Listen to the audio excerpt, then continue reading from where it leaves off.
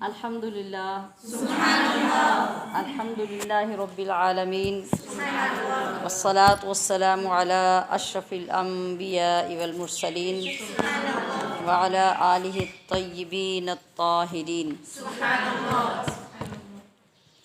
اما بعد فاعوذ باللہ من الشیطان الرجیم بسم اللہ الرحمن الرحیم اللہم انک عفو کریم تحب العفو فاعف عنا یا غفور یا غفور یا غفور سبحانک لا علم لنا الا ما علمتنا انک انت العلیم الحکیم الصلاة والسلام علیک یا سیدی وعلی آلک واصحابک یا حبیب اللہ الصلاة والسلام علیک یا سیدی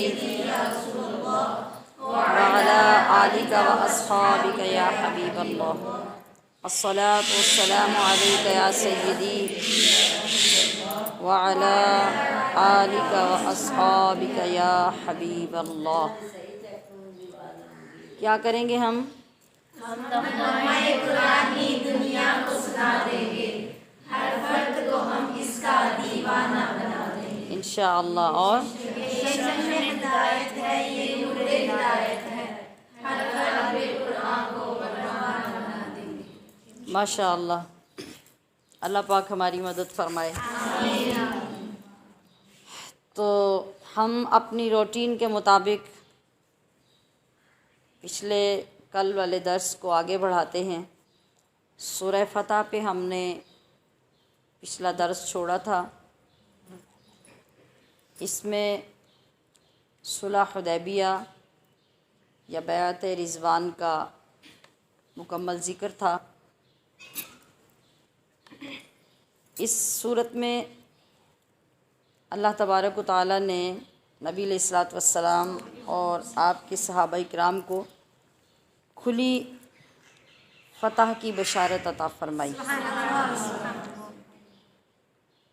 ارشاد ہوا کہ اے نبی، ہم نے آپ کو کھلی فتح عطا فرمائی تاکہ اللہ تعالیٰ آپ پر ہجرت سے پہلے یا ہجرت کے بعد کے لگائے گئے الزامات کو دور کر دے، آپ پر اپنی نعمت کی تکمیل کرے اور آپ کو سیدھا راستہ دکھائے اور آپ کو زبردست کامیابی عطا فرمائے۔ اور پھر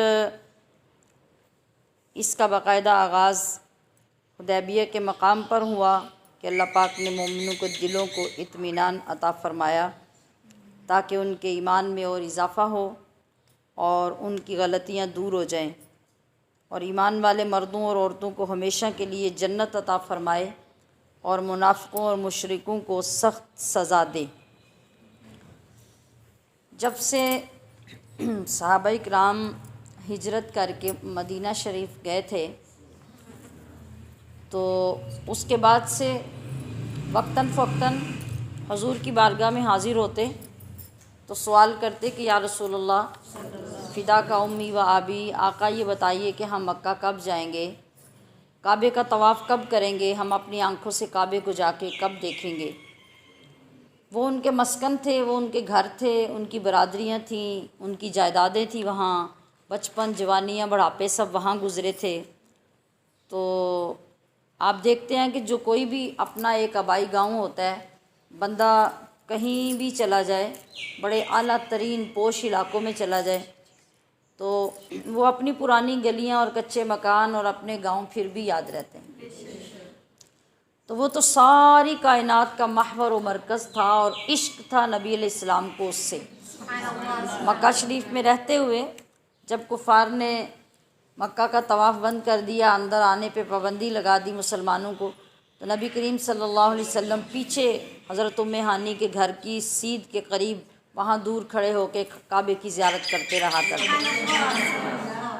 تو جس وقت آپ نے مدینہ طیبہ میں ہجرت کی تو اللہ پاک سے دعا کی کہ یا اللہ، مکہ کی طرح مدینہ بھی مجھے محبوب کر دے۔ اتنا پیار تھا آپ کو مکہ سے۔ تو باقی صحابہ کا بھی یہی عالم تھا۔ تو بار بار مختلف مواقع پہ حضور کی بارگاہ میں آ کے اس بے قراری کا اظہار کرتے آخر جب 6 سال ہو گئے آپ کی ہجرت کو، تو 6 سال میں نبی علیہ الصلوۃ والسلام نے خواب دیکھا۔ اس خواب میں آپ نے ملاحظہ فرمایا کہ سب لوگ جا کے کعبہ کا طواف کر رہے ہیں۔ آپ نے صحابہ اکرام کو خوشخبری دی کہ میں نے یہ خواب دیکھا ہے اور انشاءاللہ بہت جلد ہم کعبے میں جا کے زیارت بھی کریں گے، طواف بھی کریں گے، عمرہ بھی کریں گے۔ تو پھر اسی سن میں نبی علیہ الصلوۃ والسلام نے صحابہ کو دعوت دی، اور مختلف جو قبیلے بیچ میں یہودیوں کے، منافقوں کے، وہ جو سارے ملے ہوئے تھے، ان کے اندر مسلمان جو رہتے تھے، ان سب کو آپ علیہ الصلوۃ والسلام نے دعوت دی کہ سب تیاری کریں اور چلیں مکہ کی طرف۔ قربانی کے جانور ساتھ لے لیے گئے، 70 اونٹ آپ کے ساتھ تھے، آپ کے قبیلے کے ساتھ، اور اس کے علاوہ بھی قربانی کے جانور سب کے لیے ساتھ تھے۔ اب اس وقت جب آپ نے دعوت دی تو وہ جتنے منافق تھے، اندر تو مصلحت کوئی اور ہوتی ہے نا، تو مصلحت یہی تھی کہ جو خالص مومن ہوں گے وہ ساتھ چل پڑیں گے، جو منافق ہوں گے وہ بہانے بنائیں گے۔ تو انہوں نے یہی کیا، وہ بہانے بنا کے طرح طرح کے وہ پیچھے رہ گئے۔ 14 اور 1500 کے درمیان صحابہ اکرام کی تعداد نبی علیہ الصلوۃ والسلام کے ساتھ تھی۔ تو کعبہ کا ارادہ فرمایا، اتنے لوگوں کو ساتھ لیا، قربانی کے جانور لیے، ان کے گلوں میں وہ نشان ڈالے جس سے پتہ چلے کہ یہ قربانی کے جانور ہیں۔ وہاں سے نکل کر بیر علی پر، جسے ذوالحلیفہ بھی کہتے ہیں، جب مدینہ شریف سے نکلتے ہیں تو وہاں سے احرام باندھ کے پھر آگے کعبہ کو جانا ہوتا ہے، مکہ المکرمہ۔ تو اس مقام پہ آ کے آقا علیہ الصلوۃ والسلام نے اور آپ کے تمام صحابہ نے احرام باندھے اور پھر مکہ کا سفر شروع کر دیا۔ اب پکا ارادہ ہو گیا عمرے کا، اور پھر جب آپ چلے تو میں نے پہلے بتایا کہ ہر زمانے میں CID کے طریقے اپنے ہوتے ہیں، اور جب مخالف فریق ہوتے ہیں جو وہ ہمیشہ ایک دوسرے کی ایکٹیویٹی سے واقف رہتے ہیں کہ کون کیا کر رہا ہے۔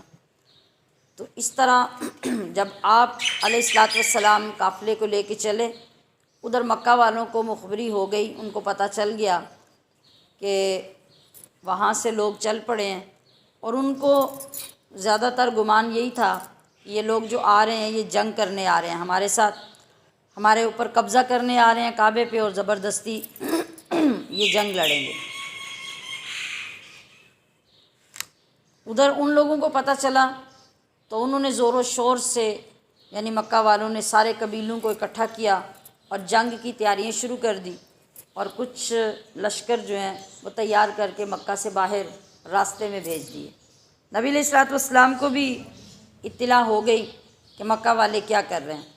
جب آپ کو یہ اطلاع ہوئی تو آپ نے ساتھیوں کے مشورے سے وہ جو معروف سیدھا مشہور راستہ تھا اس کو بدل لیا، اور بدل کر ایک مشکل تنگ راستے سے جو سائڈ سے کہیں سے ہو کے آتا تھا، اس راستے سے آپ نے اپنا سفر جاری رکھا تاکہ ہم مکہ پہنچ جائیں۔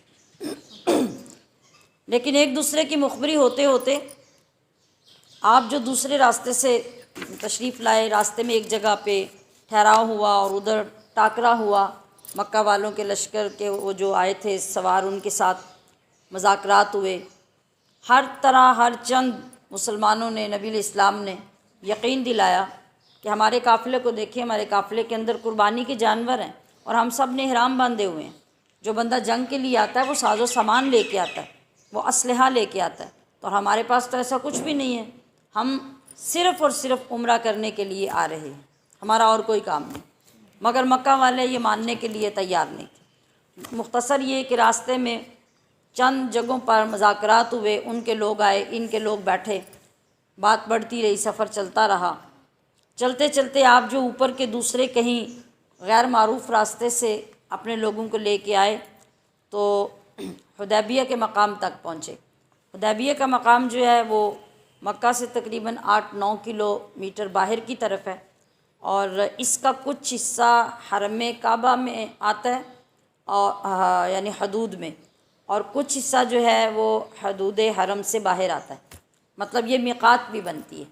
اور یہ جگہ کافی ہٹ کر اب تو ماشاءاللہ وہ کافی آباد ہونی شروع ہو گئی ہے۔ کچھ عرصہ پہلے تک کسی کو اس جگہ کی طرف کوئی توجہ نہیں ہوتی تھی، تو الحمدللہ اس جگہ کی جب اللہ پاک نے حاضری نصیب کی تو ہم نے زیارت کی، اور وہاں جا کر یہ سعادت ملی کہ اس مسجد کے اندر جو وہاں پہ مسجد بنی ہے، اس درخت کی جگہ پہ جدھر آپ نے بیعت لی تھی صحابہ کرام سے، تو جتنے ساتھی ساتھ گئے تھے، یہی جو حدیبیہ کا واقعہ اور بیعت رضوان کا واقعہ وہ اسی مسجد میں بیٹھ کے اپنے ساتھیوں کو سنایا الحمدللہ۔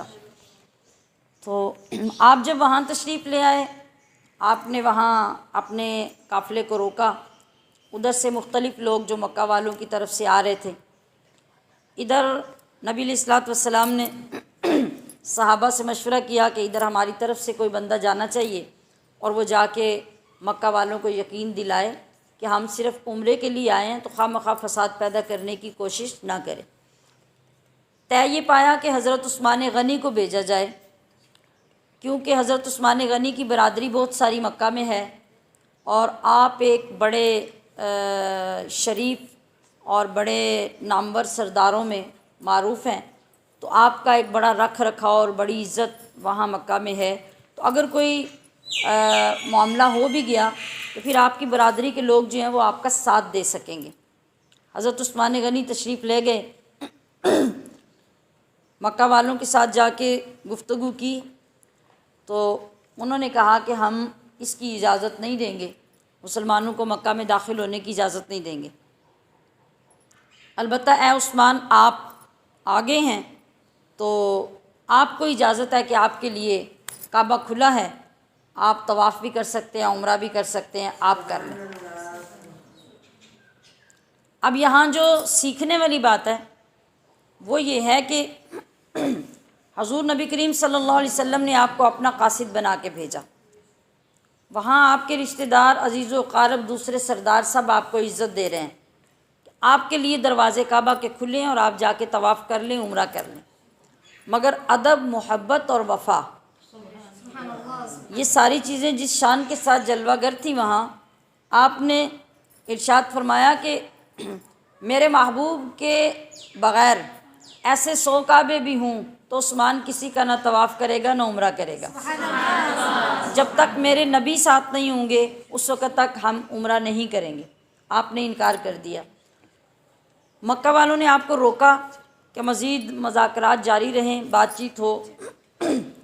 ادھر مقام حدیبیہ پہ نبی علیہ الصلوۃ والسلام تک جو افواہیں پہنچنا شروع ہوئیں وہ یہ تھیں کہ مکہ والوں نے عثمان کو قتل کر دیا،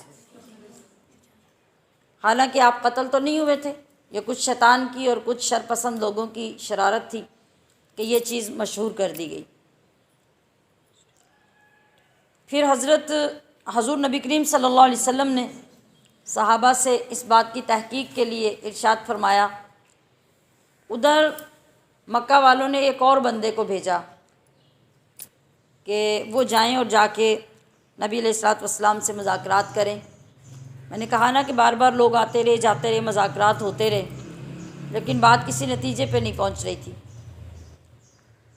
جو بندہ آیا اس نے آ کے جب سارے لشکر کو دیکھا اور اسے یقین ہوا کہ ان کے پاس تو کوئی جنگی سامان ہے ہی نہیں، مسلمان تو جنگ کرنے نہیں آئے، واپس جا کے جب انہوں نے مکہ والوں کو بتایا کہ بھی بہتر ہے کہ آپ لوگ ان کو آنے دیں اور انہیں عمرہ کرنے دیں، ان کا ایسا کوئی ارادہ نہیں ہے، نہ وہاں کوئی ایسے اثرات ہیں، نہ ان کے پاس کوئی اسلحہ ہے، نہ ان کی گفتگو سے ایسا لگتا ہے۔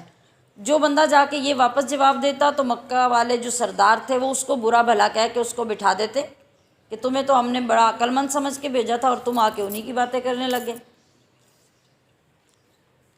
پھر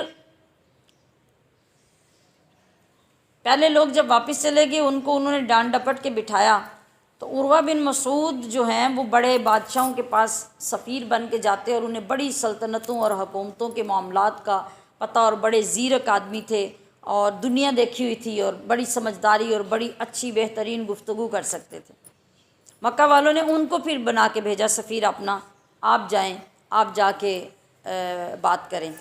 وہ بھی آئے عروہ بن مسعود، تو انہوں نے بھی آ کے جب منظر دیکھا، بات چیت کی، مذاکرات کیے، تو انہوں نے ان پہ سب سے زیادہ اعتماد کر کے بھیجا تھا یہ جب واپس گئے تو انہوں نے بھی جا کے وہی کچھ بتایا کہ بہتر یہ ہے کہ ان کو آ کے عمرہ کرنے دیا جائے، وہاں پہ ایسا کوئی بھی ماحول نہیں ہے جس سے کوئی خطرہ لاحق ہوتا ہو۔ لیکن ایک بات یاد رکھو، کیونکہ عروہ بن مسعود نے آ کے جو چال چلی نا گفتگو کے دوران، اس نے چال چلی کہ اے محمد صلی اللہ علیہ وسلم، آپ جس چیز پہ بڑے مضبوط ہوئے بیٹھے ہیں، یعنی آپ نے ان مریدوں سے، صحابہ کی طرف اشارہ کر کے کہا، ان فالوورز سے، تو یہ لوگ تو ایسے ہی ہوتے ہیں کہ جب تھوڑی سی شدت کا، سختی کا وقت آئے گا تو یہ تو آپ کو چھوڑ کے بھاگ جائیں گے، تو آپ ان پہ اعتماد کر کے اتنا بڑا رسک لے رہے ہیں، یعنی بلیک میل کرنے کی کوشش کی اپنی گفتگو کے انداز سے۔ تو صحابہ اکرام کو یہ بات بھی بڑی سخت بری لگی، اور نبی علیہ الصلوۃ والسلام نے بھی ارشاد فرمایا کہ یہ قوم جنہوں نے اپنے اللہ کی توحید کا کلمہ پڑھا ہے اور رسول کی رسالت کا، یہ ایسے لوگ نہیں ہیں۔ اب عروہ بن مسعود نے وہاں دیکھ بھی لیا کہ ایک انداز ہوتا ہے بات کرنے کا اپنے اپنے علاقوں میں، کلچرز میں، تو وہاں پہ بات کرنے کا یہی انداز تھا کہ وہ گفتگو کرتا اور کرتے کرتے یوں ہاتھ بڑھا کے نبی علیہ الصلوۃ والسلام کی داڑھی مبارک تک لے آتا۔ صحابہ اکرام جو پاس بیٹھے ہوتے ان سے یہ بھی برداشت نہیں ہوتا کہ وہ بات کرنے والا ہمارے محبوب کے ساتھ اس طرح بات کیوں کر رہا ہے۔ تو حضرت مغیرہ تلوار لے کر آپ کے ساتھ کھڑے تھے، تو وہ جتنی مرتبہ عروہ بن مسعود کا ہاتھ بڑھتا تو وہ اپنی تلوار کا دستہ اس کے ہاتھ پہ مارتے کہ تمہاری یہ جرت کہ تم ہمارے نبی کی داڑھی مبارک تک ہاتھ لے جاؤ، تم تمیز سے، ادب سے بات کرو۔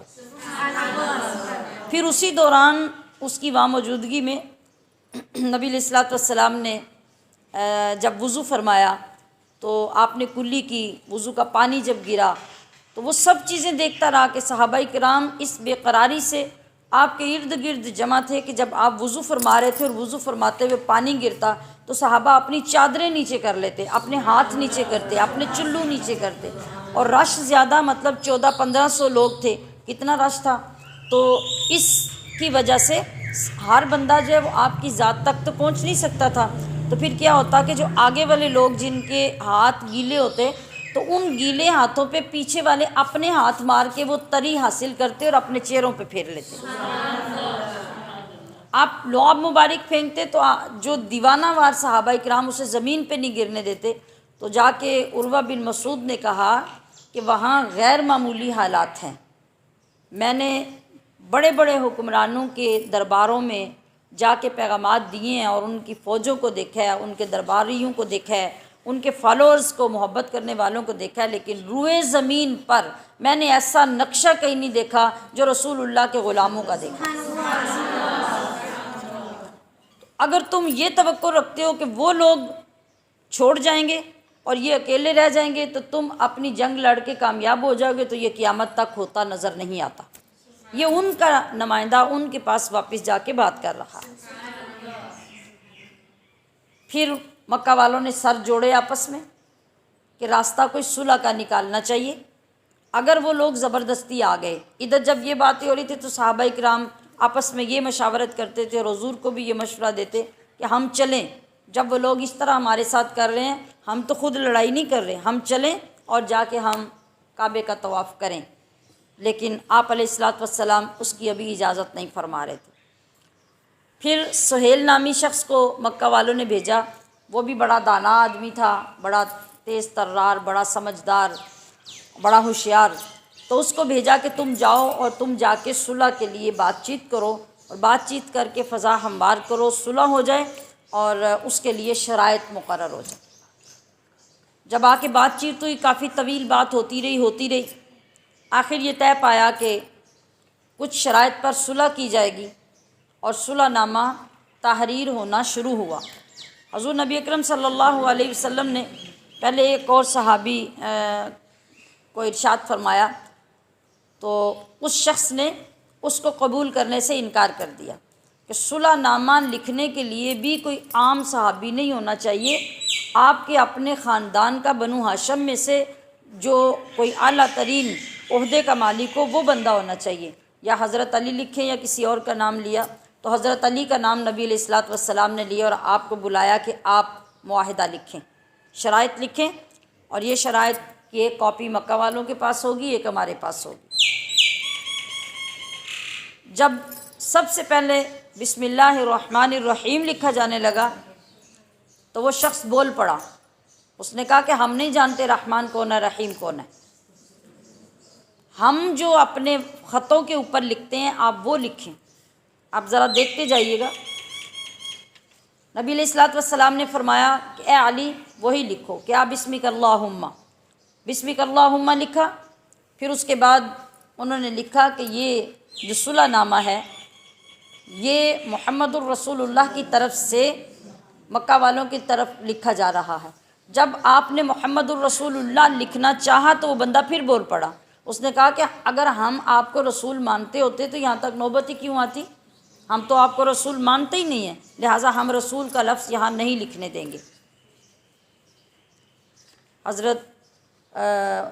حضرت علی نے قلم روکا تو نبی علیہ الصلوۃ والسلام نے ارشاد فرمایا کہ علی آپ لکھ دیں محمد بن عبداللہ۔ انہوں نے کہا کہ ہم محمد بن عبداللہ کے ساتھ صلح کریں گے اور اس کی شرائط لکھیں گے، رسول اللہ کے ساتھ نہیں۔ آپ نے فرمایا کہ لکھ دو محمد بن عبداللہ۔ اب حضرت علی رضی اللہ تعالی عنہ نے قلم رکھ دیا، آپ نے عرض کی یا رسول اللہ یہ میں نہیں کر سکتا، میں رسول کا نام لکھا ہوا اپنے ہاتھ سے مٹا دوں یہ میں نہیں کر سکتا۔ نبی علیہ الصلوۃ والسلام حکم دے رہے تھے، اور قاعدہ یہ ہے کہ الامر فوق الادب، یعنی حکم جب آ جائے تو پھر ادب ایک طرف رہ جاتا ہے، مگر حضرت علی کسی صورت میں بھی تیار نہیں ہوئے۔ نبی علیہ الصلوۃ والسلام نے فرمایا کہ مجھے دکھاؤ تم نے کہاں لکھا ہے، اور آپ نے دیکھ کر اسے خود اپنے ہاتھ سے مٹا دیا اور محمد بن عبداللہ کے نام سے لکھا گیا۔ آگے چل کر جب معاہدہ ہوا تو لکھا گیا کہ 10 سال تک ہمارے مابین کسی قسم کی کوئی جنگ نہیں ہوگی۔ پھر شرط لکھی، انہوں نے شرط رکھی کہ اگر ان 10 سالوں کے درمیان کوئی مکہ سے ہمارے طرف سے کوئی بندہ ہمارا اسلام قبول کرتا ہوا آپ کی طرف آئے تو آپ پابند ہوں گے کہ آپ اس کو واپس بھیج دیں۔ ذرا سوچئے، شرائط سوچئے اور دھونس دیکھیے اور اللہ کے نبی کی بصیرت دیکھیے کہ آپ کس طریقے سے ان شرائط کو قبول کروا کے بلکہ کر کے تو وہ لکھوا رہے ہیں۔ اب صحابہ اکرام تلملا رہے ہیں اور وہ بے قرار تڑپ رہے ہیں کہ یہ کیا ہونے جا رہا ہے، آخر آقا علیہ الصلوۃ والسلام کیوں ایسی شرائط لکھا رہے ہیں، لیکن جو نظر آپ کی دیکھ رہی تھی وہ صحابہ کی تو نہیں دیکھ رہی تھی۔ تو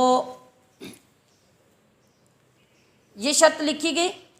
دوسری کیا تھی کہ اگر ہمارا کوئی بندہ اسلام قبول کر کے آپ کے پاس آئے آپ اسے اپنے پاس نہیں رکھیں گے، اسے واپس بھیجیں گے، اور اگر آپ کی طرف سے کوئی بندہ مسلمان واپس مکہ ہماری طرف آئے تو ہم اسے واپس نہیں بھیجیں گے،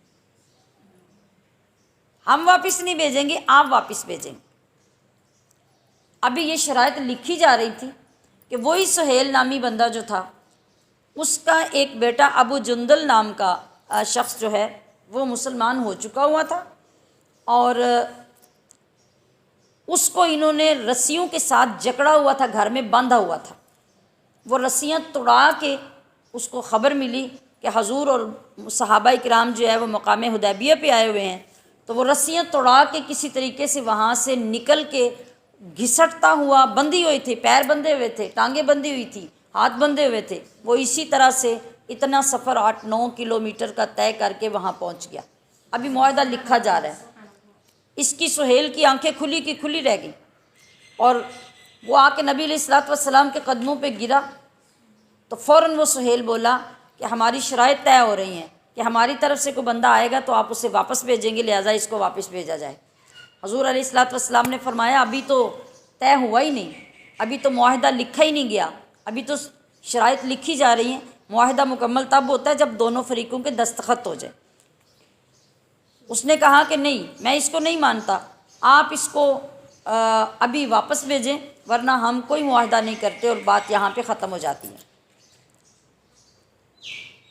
نبی کریم صلی اللہ علیہ وسلم نے ابو جندل کو بلایا، اسے تسلی دی، حوصلہ دیا کہ آپ اس مصیبت اور اس آزمائش پر اور اس ابتلا پر صبر کریں، اللہ پاک آپ کو اس صبر کا اجر دینے والا ہے اور آپ کی آزمائشیں ختم ہونے والی ہیں۔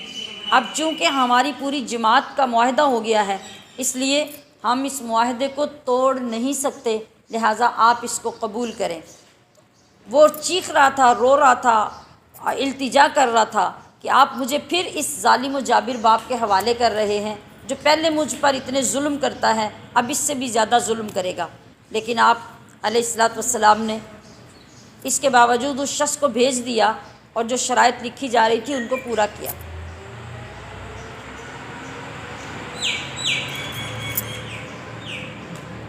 اب جب یہ شرائط لکھی گئی اور پھر ایک شرط یہ تھی کہ آپ اس سال میں اسی طرح یہاں سے حدیبیہ سے واپس مدینہ چلے جائیں گے، آپ کو مکہ آنے کی اجازت نہیں دی جائے گی، اور اگلے سال میں آپ پھر احرام باندھ کے آئیں، ہم 3 دن کے لیے مکہ خالی کر دیں گے، حرم خالی کر دیں گے، کعبہ خالی کر دیں گے، آپ 3 دن کے لیے آپ آ کے یہاں رہیں، اپنی عبادت کریں، عمرہ کریں، اپنے ارکان پورے کریں اور اس کے بعد جائیں، آپ کے لیے رکاوٹ ختم ہو جائے گی۔ یہ بھی شرط مانی، اب یعنی وہاں سے واپس جانا تھا۔ تو جو جوانی میں ایک جوش مارتا خون ہوتا ہے، جو جذبے ہوتے ہیں اور جو جانیں قربان کرنے والے لوگ ہوتے ہیں، وہ ان چیزوں کو قبول نہیں کرتے، تو صحابہ بھی ان چیزوں کو قبول نہیں کر رہے تھے۔ اب تمام لوگ جو ہیں وہ اپنے اپنے اندر کڑ رہے ہیں، جل رہے ہیں کہ ایسا کیوں ہو رہا ہے، لیکن کسی کو بولنے کی جرت نہیں ہے۔ حضرت عمر فاروق رضی اللہ تعالی عنہ حاضر ہوتے ہیں اور اس کیفیت میں ہوتے ہیں کہ آپے سے باہر ہوتے ہیں اور آ کے عرض کرتے ہیں یا رسول اللہ، آپ اللہ کے سچے نبی نہیں ہیں، ہمارا رب سچا نہیں ہے، ہمارا دین سچا نہیں ہے۔ آپ نے فرمایا سب سچا ہے۔ تو آپ نے عرض کیا کہ پھر اتنے گر کے معاہدے کیوں ہو رہے ہیں، پھر اتنے گر کے صلح نامے پہ سائن کیوں ہو رہے ہیں؟ جب ہم سچے ہیں تو ہم اپنی جانیں قربان کیوں نہیں کر سکتے؟ ہم لڑ کیوں نہیں سکتے؟ ہم ان سے بدلہ کیوں نہیں لے سکتے؟ ہم یہاں سے واپس چلے جائیں، یہ کتنی بے عزتی کی بات ہے، اسلام کی بے عزتی ہے، ہماری بے عزتی ہے، تو ہم ایسا کیوں کر رہے ہیں؟ آپ صلی اللہ علیہ وسلم ان کی بات سن کر مسکرا رہے تھے اور فرما رہے تھے کہ مجھے وہی کرنا ہے جو میرے رب کا حکم ہے۔ آپ نے احرام کھول دیا اور اپنے جانور کی قربانی کا حکم دے دیا۔ بعض روایت میں یہ ہے کہ صحابہ مان نہیں رہے تھے، وہ کہہ رہے تھے کہ یا رسول اللہ ہم احرام نہیں کھولیں گے، ہم کعبے کا عمرہ کرنے آئے ہیں، طواف کرنے آئے ہیں، اور آپ نے خواب سنایا تھا کہ خواب میں ہم نے کعبے کا طواف کیا ہے، تو پھر اب یہ سارا کچھ کیوں ہو رہا ہے؟ آپ علیہ السلام نے فرمایا کہ میں نے یہ تو فرمایا تھا کہ ہم کعبے کا طواف کر رہے ہیں اور ان قریب کریں گے، میں نے یہ تو نہیں کہا تھا اسی سال ہی کریں گے۔ وہ پھر خاموش ہو گئے۔ پھر بعض روایت میں عرض کر رہی ہوں کہ آیا کہ حضور صلی اللہ علیہ وسلم بھی پریشان ہو گئے، آپ اپنے حجرے میں، اپنے خیمے میں تشریف لے گئے۔ اس سفر میں حضرت ام سلمہ آپ کے ساتھ تھی، تو آپ جب اندر گئے تو کچھ پریشان لگے۔ حضرت ام سلمہ نے عرض کیا آقا آپ پریشان نظر آ رہے ہیں، آپ نے مسئلہ بتایا کہ اس طرح بحث مباحثہ ہو رہا ہے اور یہ معاملات ہیں۔ تو حضرت سلمہ نے اس وقت نبی علیہ الصلوۃ والسلام کو مشورہ دیا کہ یا رسول اللہ آپ ان کو کہے بغیر اپنا احرام اتار دیں اور اپنا اونٹ ذبح کر دیں، جب آپ یہ کر چکیں گے تو صحابہ کے پاس سوال جواب کرنے کی کوئی گنجائش باقی نہیں رہے گی، وہ خود سارا کچھ کر لیں گے۔ پھر آپ علیہ الصلوۃ والسلام نے یہی کیا، احرام اتار دیا، قربانی کر دی، سارے صحابہ نے بھی آہستہ آہستہ احرام اتارے اور قربانی کر دی۔ پھر اس جگہ پر یعنی جب پیچھے میں نے کہا کہ حضرت عثمان گئے اور پتہ چلا کہ وہ قتل ہو گئے ہیں، اس وقت وہاں پر ببول کا یعنی کیکر کا ایک درخت تھا حدیبیہ کے مقام پہ، اس کے ساتھ نبی علیہ الصلوۃ والسلام ٹیک لگا کے بیٹھے اور آپ نے تمام صحابہ کو خطبہ دیا، ارشاد فرمایا کہ تم میں کون ہے جو اپنی موت پر میرے ہاتھ پہ بیعت کرتا ہے؟ یعنی اب نہ تو ساز و سامان ہے لڑائی والا، نہ اسلحہ ہے، اور اب اگر عثمان کے خون کا بدلہ لینا پڑتا ہے تو پھر ظاہری بات ہے ہمیں لڑ کے بدلہ لینا ہوگا، تو پھر کون ہے جو میرے ہاتھ پہ بیعت کرتا ہے؟ اس وقت تمام صحابہ اکرام نے حضور نبی علیہ الصلوۃ والسلام پر موت کی بیعت کی کہ ہم مرنے کے لیے، اپنی جانیں قربان کرنے کے لیے تیار ہیں۔ جب تمام صحابہ بیعت کر رہے تھے تو نبی علیہ الصلوۃ والسلام نے اپنے ایک دست مبارک پر دوسرا دست مبارک رکھا اور فرمایا کہ یہ میرا ہاتھ ہے اور یہ عثمان کا ہاتھ ہے، اور ادھر اللہ تبارک و تعالیٰ نے جبریل کو نازل کیا، وحی آئی، اور اللہ نے فرمایا کہ اے حبیب یہ تمام لوگ جو آپ کے ہاتھ پہ بیعت کر رہے ہیں یہ آپ کے ہاتھ پہ بیعت نہیں کر رہے بلکہ یبایعون اللہ، در حقیقت یہ اللہ کے ہاتھ پہ بیعت کر رہے ہیں۔ یعنی فرمایا کہ آپ کے ہاتھ پر یہ میرا ہاتھ ہے۔ تو یہ اتنی بڑی خوشخبری اور اتنا بڑا اعزاز اللہ پاک نے ان لوگوں کو عطا کیا جنہوں نے وہاں اس مشکل وقت میں رسول اللہ کے دست مبارک پہ بیعت کی۔ اس بیعت کو بیعت رضوان کہتے ہیں، کیونکہ یہاں پہ آیا نا کہ اللہ تبارک و تعالیٰ نے اپنی رضامندی اتاری۔ اللہ نے قرآن مجید میں فرمایا کہ یہ بیعت آپ کے ہاتھ پہ نہیں، یہ میرے ہاتھ پہ بیعت ہے۔ یعنی رسول اللہ صلی اللہ علیہ وسلم نے اپنے ہاتھ کو عثمان غنی کا ہاتھ فرمایا اور اللہ نے رسول اللہ کے ہاتھ کو اپنا ہاتھ فرمایا۔ اس وجہ سے اس بیعت کا نام بیعت رضوان ہوا، اور وہ جو وہاں پہ جو صلح نامہ لکھا گیا اس کا نام صلح حدیبیہ رکھا گیا۔ یہ تمام وہ واقعہ تھا جو 6 ہجری میں پیش آیا۔ اس سال میں پھر ان تمام شرائط کے بعد آپ واپس تشریف لے گئے، اور اگلے سال میں آپ آ کے آپ نے لوگوں کے ساتھ پھر عمرہ کیا، اور وہ بشارت جو اللہ تبارک و تعالیٰ نے فتح مبین کی دی تھی وہ اس سے فوراً تھوڑے ٹائم کے بعد اللہ پاک نے وہ پوری کر دی، اور اب شان و شوکت کے ساتھ، عزت اور عظمت کے ساتھ تمام مسلمان نبی علیہ الصلوۃ والسلام کے ساتھ مکہ آتے ہیں اور مکہ فتح ہو جاتا ہے۔ یہی وہ فتح مبین تھی جس کا اللہ پاک نے اعلان کیا تھا۔ اب وہ حکمتوں پر مبنی، مصلحتوں پر مبنی وہ جو صلح نامہ تھا، جس کے ظاہر جو پوائنٹ تھے وہ تو مسلمانوں کے اگینسٹ جا رہے تھے، لیکن حقیقت میں وہ ان کے لیے فائدہ مند تھے۔ یہی وجہ تھی کہ انہی شرائط پر چل کر جو تھوڑا ٹائم صبر کیا تو آخر پہ اللہ پاک نے اتنا بڑا اعزاز عطا فرمایا۔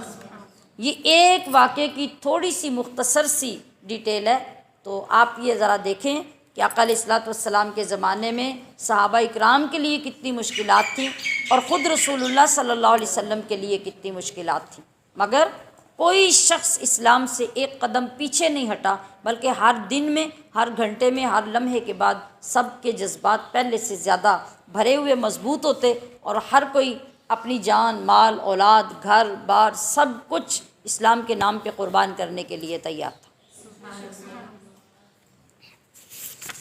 تو پھر اسی صورت میں انہی رکوعات میں اللہ پاک نے ان لوگوں کی مذمت بھی کی جنہوں نے بہانے بنائے اور بہانے بنا کے گھر بیٹھے۔ گھر بیٹھنے کا مین مقصد ان کا یہ تھا کہ انہیں پتہ تھا کہ مسلمان جس انداز سے جا رہے ہیں، نہ ان کے پاس اسلحہ ہے، نہ ان کے پاس جنگ کا کوئی سامان ہے، نہ ساز و سامان ہے، نہ باقی تحفظ کے انتظامات ہیں، تو جتنی طاقت مکہ والوں نے جمع کر لی ہے ان کے خلاف لڑنے کے لیے، یہ تو اس کے سامنے ٹھہر ہی نہیں سکیں گے، اور ان میں سے کوئی بندہ واپس آنے والا نہیں ہے۔ جو حالات مکہ کے ہیں تو وہاں جا کے ان میں سے کوئی بندہ واپس نہیں آئے گا، لہٰذا وہ تو اس وجہ سے ان کے ساتھ نہیں چلے کہ ہم نے مار کے آنا ہے، باقی تو کچھ بچنا نہیں ہے۔ لیکن یہ کسے پتہ تھا کہ اللہ پاک نے کتنی بڑی فتح کا وعدہ فرما رکھا ہے، اور حالات کو کس طرح اللہ پاک نے بدلنے کا فیصلہ کر رکھا ہے، اس کا انہیں کوئی اندازہ نہیں تھا۔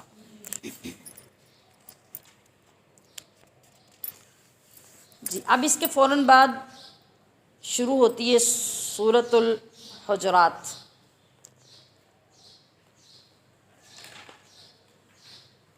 یہ سورہ مبارکہ نبی کریم صلی اللہ علیہ وسلم کی بارگاہ کے آداب بتانے کے لیے 2 رکوع پر مشتمل نازل کی گئی ہے، اور اس میں خاص آپ علیہ السلام کی ذات، آپ کی بارگاہ، آپ کے گھر مبارک کی تعظیم بتائی گئی ہے۔ حجرات حجرے کی جمع ہے، یعنی آپ کے حجروں میں لوگ جب جائیں یا کسی کام کے لیے یا اندر جائیں یا باہر کوئی کام ہو تو انہیں بلانے کا انداز تک سکھایا گیا، مخاطب کرنے کا طریقہ بتایا گیا، حضور کا انتظار کرنے کا طریقہ بتایا گیا۔ تو لفظ حجرات اس صورت کے اندر آیا، اسی نام پہ اس صورت کا نام ہو گیا۔ اس صورت میں بطور خاص نبی علیہ السلام کے حقوق، مسلمانوں کے آپس کے تعلقات اور اخلاق اور فضائل بیان کیے گئے ہیں۔ ایمان والوں کو یہ کہا کہ اللہ اور اس کے رسول کے آگے پیش قدمی نہ کرو۔ صرف چلنے کا مطلب نہیں، بلکہ گفتگو میں بھی اپنی بات نبی کی بات سے آگے نہ کرو۔ اللہ تو ان سے باتیں نہیں کرتا، اللہ زمین پہ چلتا بھی نہیں ہے، اللہ کے سامنے بیٹھ کے کسی نے گفتگو بھی نہیں کرنی، لیکن اللہ نے یہ کیوں فرمایا کہ اللہ اور اس کے رسول کے آگے پیش قدمی نہ کرو؟ یعنی اللہ نے فرمایا کہ جو میرے محبوب کی بات ہے، جو میرے محبوب کی ذات ہے، جو میرے محبوب کے آداب ہیں، وہ در حقیقت میرے آداب، میری بات، میری گفتگو ہے۔ یہاں تک فرمایا کہ لا ترفعوا اصواتکم فوق صوت النبی، کہ تم جب رسول اللہ کی بارگاہ میں آؤ یا آپ کی بات ہو، آپ کا ذکر ہو، تو تمہاری آوازیں نبی کی آواز سے اونچی نہیں ہونی چاہیے۔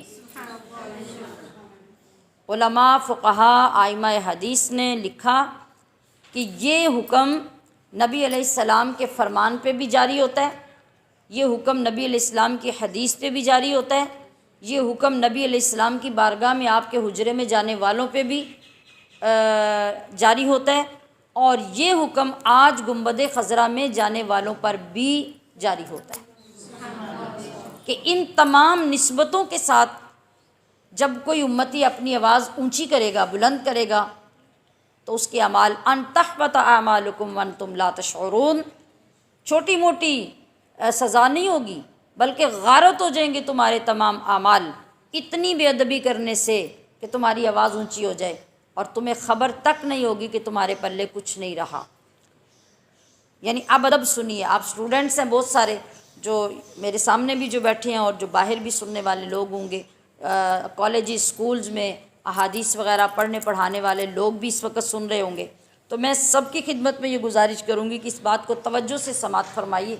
اللہ نے یہ ارشاد فرمایا کہ جس طرح تم خود ایک دوسرے کو بلاتے ہو، مطلب کسی کا نام لے کے بلانا، کسی کو دور سے آواز دے کے بلا لینا، عامیانہ انداز میں مخاطب کر لینا، ان تمام انداز میں کسی انداز کے ساتھ نبی کو بلانے کی اجازت نہیں۔ وہاں پہ جب حضور کی بارگاہ میں آتے نا، دور سے دیہاتوں سے بدو آتے، عرابی آتے، تو جب کوئی کام ہوتا اور حضور اپنے حجرہ مبارک میں استراحت فرما رہے ہوتے تو وہ باہر گلی میں کھڑے ہو کے آواز دیتے یا محمد۔ تو اللہ تبارک و تعالیٰ کو یہ بات اتنی بری لگی، اتنی ناپسند آئی کہ اللہ نے قرآن میں آیات نازل کر دی اور اپنے محبوب کا ادب سکھا دیا۔ کہا کہ پہلی بات تو یہ ہے کہ تم نبی کی کو آواز ہی مت دو، باہر بیٹھ جاؤ، میرے نبی کے باہر آنے کا انتظار کرو، یہ ادب ہے۔ جب نبی خود باہر تشریف لائیں تو پھر ان سے بات کرو، اور اگر تمہیں بلانا پڑے تو پھر تم کم آواز کے ساتھ، پست آواز کے ساتھ یا رسول اللہ کہو، یا نبی اللہ کہو، یا حبیب اللہ کہو، محمد کہہ کے مت پکارو، یہ میرے محبوب کی توہین ہے۔ تو اگر تم ان کے سامنے بیٹھے ہو اور کسی بات میں سوال جواب ہو رہا ہو تو کبھی یہ جرأت نہ کرنا کہ جتنی آواز میں میرے نبی بات کر رہے ہیں تم اتنی آواز میں بات کرو، یا تمہاری آواز نبی کی آواز سے اونچی ہو جائے، یا نبی جب گفتگو کر رہے ہوں تو اس گفتگو کے دوران تمہاری آپس کی کوئی بات اونچی آواز میں سنائی دینے لگے۔ یہ سب گستاخیاں ہوں گی، سب توہین رسالت ہوگی، سب بے ادبی ہوگی، اور اس بے ادبی کا نقصان تمہیں ہوگا کہ تمہارے اعمال غارت ہو جائیں۔ اب جو فقہا نے لکھا کہ حضور کی بارگاہ جو ہے، جب آپ گنبد خضرا پہ جاتے ہیں، مسجد نبوی شریف اس وقت کلومیٹرز کے حساب سے پھیلی ہوئی ہے، وسیع ہے، اس کے کسی کونے میں بھی بیٹھ کر آپ اگر اونچی آواز میں بات کرتے ہیں یا عامیانہ انداز اختیار کرتے ہیں تو یہ مت سمجھے کہ ہم گنبد خضرا سے دوسرے کنارے پہ ہیں اور یہاں کوئی مذاقہ نہیں ہے، وہاں بھی اونچی آواز سے گفتگو کرنا بے ادبی ہے، وہ بھی اسی زمرے میں آئے گی۔ پھر اگر کوئی شیخ الحدیث حدیث پڑھا رہا ہے تو اس کو حدیث پڑھاتے ہوئے نبی علیہ السلام کی حدیث کے مضمون کے درمیان اپنی کوئی بات کرنے کی اجازت نہیں ہے، وہ اس ادب کے ساتھ پوری حدیث کو پہلے پڑھا لے، ایکسپلین کر لے، پھر جو اس نے اپنی طرف سے بات کرنی ہے وہ تب کرے۔ اگر بیچ میں اپنی بات شامل کر کے کرے گا تو یہ بھی رسول اللہ کی بارگاہ کی بے ادبی ہوگی۔ سمجھ آئے؟ یہ آداب ہیں نبی علیہ الصلوۃ والسلام کی ذات کے۔ اللہ تبارک و تعالیٰ نے یہ ساری چیزیں سکھائیں۔ ایک صحابی اونچا سنتے تھے، مطلب ان کے کانوں میں پرابلم تھا، تو آپ کو پتہ ہے کہ جو بندہ خود بہرا ہوتا ہے وہ بولتا بھی بہت اونچا ہے، اسے لگتا ہے کہ باقی بھی سارے اونچے ہی سنتے ہیں۔ تو وہ جب یہ آیت کریمہ نازل ہوئی لا ترفعوا اصواتکم، یہ جب آیت کریمہ نازل ہوئی تو وہ حضور کی بارگاہ سے اٹھ کے گئے اور گھر جا کے اتنا رونا شروع کر دیا، اتنا رونا شروع کر دیا کہ پھر کئی دن دوبارہ حضور کی مجلس میں آئے نہیں۔ آپ علیہ الصلوۃ والسلام نے صحابہ سے دریافت کیا تو کسی کو کچھ پتہ نہیں تھا۔ آپ نے ان کے گھر میں آدمی کو بھیجا، وہ گئے، جا کے خبر لی، پتہ چلا کہ وہ اس لیے اتنے دنوں سے گھر میں رو رہے ہیں کہ یہ آیت اللہ نے میرے لیے نازل کی ہے کہ میں حضور کی بارگاہ میں اونچی بولتا ہوں تو اللہ نے یہ مجھے متنبع کیا ہے، یہ میرے اوپر عطاب آیا ہے، یہ میرے لیے آیت نازل ہوئی ہے۔ یہ ہے ایمان والوں کی نشانی اور یہ ہے ہدایت یافتہ لوگوں کی علامت۔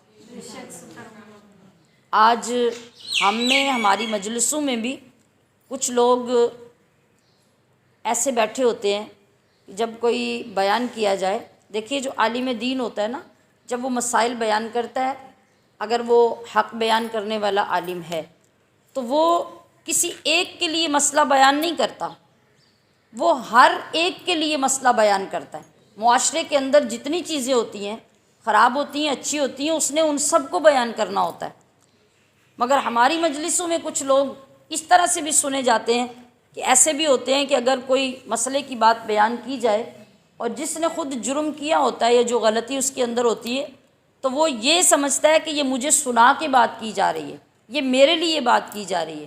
اگر آپ نے میرے لیے سمجھنی ہے نا تو پھر نبی علیہ السلام کے اس صحابی کی طرح سمجھے نا کہ یہ میرے لیے ہے، اور پھر اپنی اصلاح کرنے کا یہ طریقہ اختیار کریں اور حق ادا کریں، تو پھر پتہ چلے کہ واقعی آپ مخلص ہیں اپنی ذات کے ساتھ بھی، دین کے ساتھ بھی۔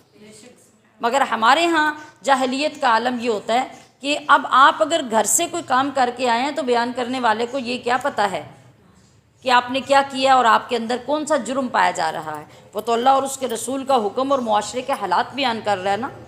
تو اگر آپ کو یہ سنائی دے رہا ہے کہ یہ چیز تو میرے اندر بری تھی اور یہ بیان ہوئی قرآن و حدیث کی روشنی میں، تو مجھے تو اس کی طرف توجہ کرنی چاہیے، اسے ختم کرنا چاہیے۔ طریقہ تو یہ ہوتا ہے، اور یہی اس صحابی رسول نے کیا۔ تو پھر اللہ کے نبی صلی اللہ علیہ وسلم نے ان کی دلجوئی کی، ان کو حوصلہ دیا، اور جو احکام آئے تھے اور جو طریقہ کار تھا اس کو ایکسپلین کیا، تب جا کے ان کو تسلی ہوئی اور بارگاہ رسالت مآب میں آ کے بیٹھے۔ پھر سنیے، یعنی ادب اور حکم کی فرما برداری کا عالم۔ صحابہ کرام فرماتے ہیں کہ اس کے بعد اگر ہمیں اشد ضرورت ہوتی، پہلے تو ہم حضور کا انتظار کرتے کہ حضور خود جب مسجد میں تشریف لائیں گے تو ہم آپ کی خدمت میں اپنا مدعا عرض کریں گے، لیکن اگر کوئی بڑی شدت کی ضرورت پڑ جاتی ہمیں تو ہم اپنے ہاتھ کے ناخنوں سے حضور کے حجرے کا دروازہ بجاتے کہ اس سے اونچی آواز نہ جائے۔ اگر محبوب نے اس آواز کو سن لیا، آپ تشریف لے آئے تو فبیہا، اگر نہیں لائے تو پھر وہ انتظار کرتے۔ اب یہ سوچنے والی بات ہے کہ یہ قرآن ہے اور یہ صاحب قرآن ہے، اور آپ کی ذات کے ادب کے لیے اللہ تعالیٰ نے آپ کے خاندان کے کسی بڑے کو یا کسی مکہ کے سردار کو یا کسی اور شخص کو یہ نہیں کہا کہ لوگوں کو میرے محبوب کے آداب سکھاؤ۔ غیرت اتنی ہے اللہ تعالیٰ کی عزت اور غیرت۔ آپ دیکھیے کہ محبوب کے کہا جہاں دل دکھ رہا ہے اور آپ کے دل میں تنگی پیدا ہو رہی ہے تو اللہ کریم ڈائریکٹ قرآن کے ذریعے پوری دنیا کو اپنے محبوب کا ادب سکھا رہا ہے۔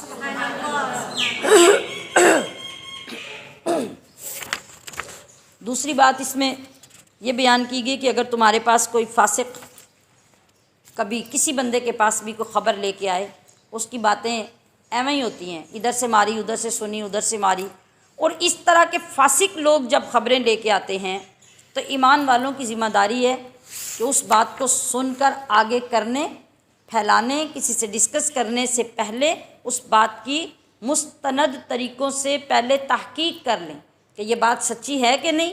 جب تک اس کی سچائی کا یقین نہ ہو جائے کسی دوسرے کے ساتھ وہ بات نہ کریں۔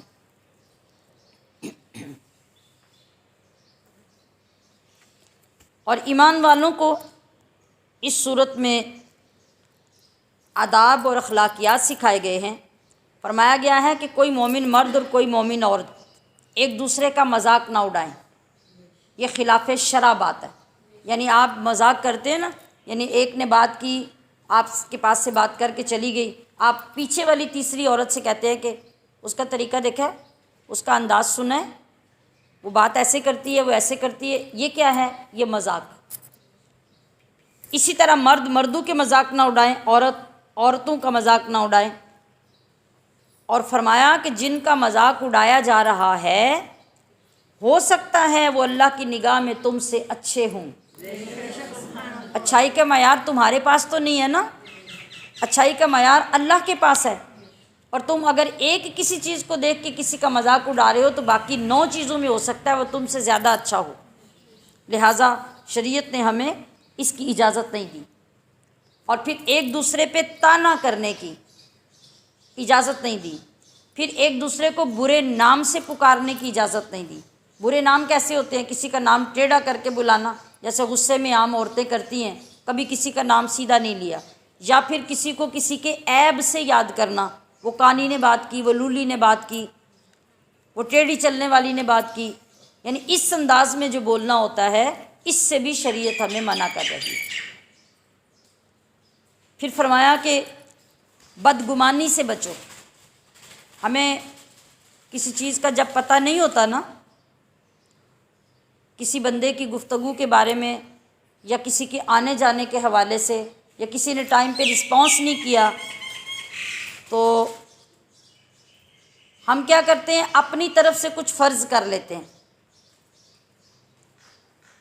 جیسے آپ مثال لے لیں کہ کسی نے ایک وقت پہ آپ کے پاس آنا تھا، اس نے وعدہ کیا تھا، اب آپ اس کی کچھ چند کمزوریوں سے واقف ہیں، وہ اپنے ٹائم پہ بندہ نہیں آیا، تو آپ نے بیٹھے بیٹھے فرض کر لیا کہ مجھے پتہ تھا اس نے نہیں آنا، مجھے پہلے ہی پتہ تھا۔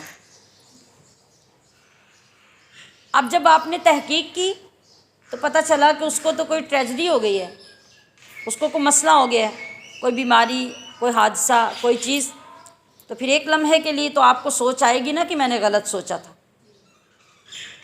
تو طریقہ ہمیں یہ سکھایا جا رہا ہے کہ جب تک تمہارے سامنے کوئی ریزن نہیں آ جاتا، تمہیں حقیقت حال سے واقفیت نہیں ہو جاتی، کسی کے بارے میں بات مت کرو۔ خود سے قیافے کر کے، بدگمانی کر کے ایسا مت کرو۔ کسی نے، آپ نے کال کی کسی کو اور اس نے آپ کے پیسے دینے تھے، ٹھیک ہے، آپ نے کال کی، اس نے کال نہیں سنی، دوسری دفعہ کی اس نے کال نہیں سنی، اب آپ نے کیا کیا؟ آپ نے زور سے فون پھینکا، اس نے کہا انہیں ان میرا فون سننا ہی نہیں، اب اس نے میرے ہاتھ آنا ہی نہیں۔ جب آمنا سامنا ہوا، آپ نے شکوہ کیا، بھی میں نے اتنی کالز کی، آپ نے میرا فون نہیں سنا، اس نے کہا بھی میں تو گھر میں نہیں تھی، فون میرا گھر پڑا ہوا تھا تو مجھے نہیں پتہ چلا آپ کی کال کا۔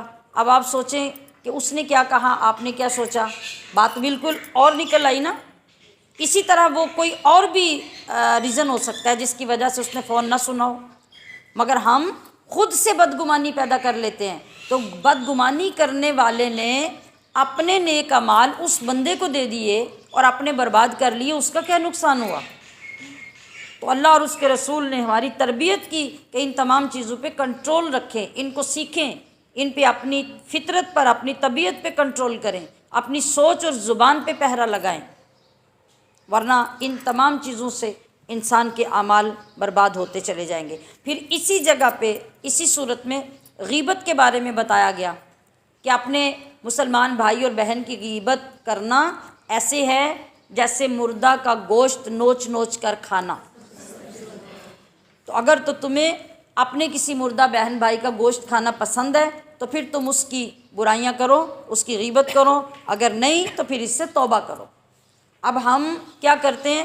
ہم آدھی بات یہ کہتے کہتے کر جاتے ہیں، ایت غیبت یہ پر ان کی کریے، مجبوری ہے نا، جی گل نہ کریے تو پتہ نہیں لگتا۔ اب 2-3 بار ذکر بھی کر لیا، غیبت بھی کر لی، کوٹا بھی پورا کر لیا، تو اللہ کا حکم کیا مانا؟ سرے سے کیٹاگوریکلی جو حکم آیا ہے وہ اس بات کا ہے کہ کسی بندے کے سامنے کی جانے والی بات جو آپ اس کے منہ پہ نہیں کر سکتے، جب آپ اس کے پیچھے کرتے ہیں، وہ غیبت ہے، وہ غیبت ہے۔ اس کا یہ مطلب نہیں کہ وہ بات اس کے اندر ہے نہیں، بات اس کے اندر ہے، اس کے اندر نقص ہے، اس کے اندر عیب اور برائی ہے، لیکن آپ اس کے منہ پہ نہیں کہہ سکتے، پیچھے کہتے ہیں، تو پیچھے کہنا غیبت ہے۔ جو بات سرے سے ہو ہی نہ، وہ تو الزام ہے، وہ تو اس سے بھی برا ہے۔ تو یہ غیبت ہے، اور یہ ایسی غیبت ہے جیسے مردار کا گوشت کھانا۔ تو یہ چیزیں ہمیں اس صورت میں سکھائی گئیں کہ ان کو سمجھیں اور ان سے توبہ کریں، ورنہ نتیجہ سب کا کیا ہے کہ تمہارے نامہ اعمال خالی ہو جائیں گے، قیامت میں تمہارے پاس کوئی چیز رب کی بارگاہ میں پیش کرنے کے لیے نہیں بچے گی۔ سورۃ قاف، قاف حروف مقطعات میں سے ہے، یہ بھی سورت کا پہلا حرف ہے اور اسی کے اوپر سورت کا نام رکھا گیا ہے۔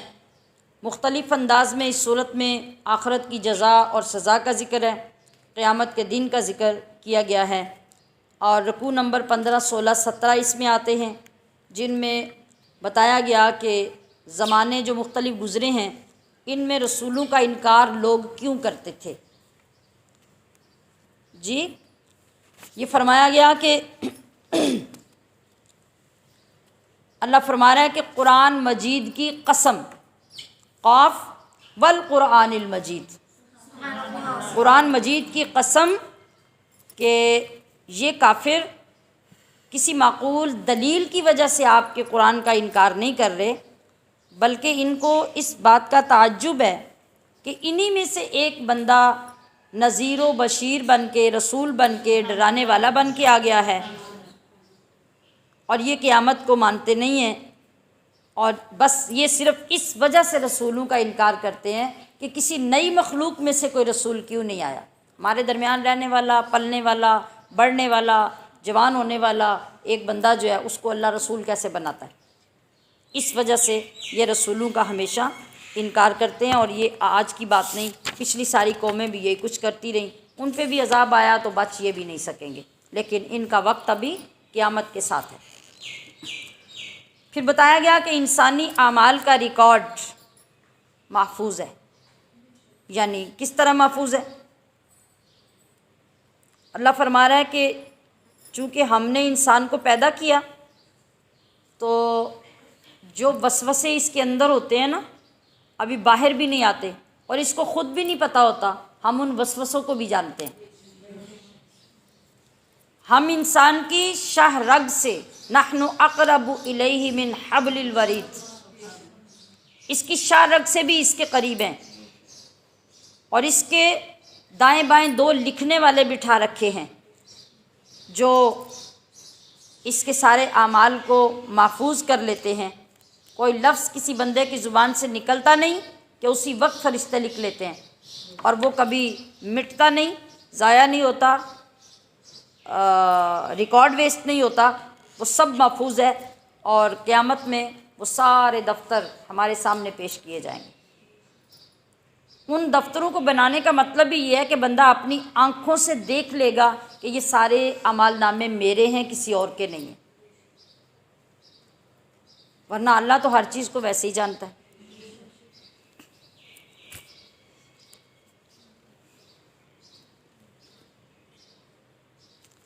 اور اس کے بعد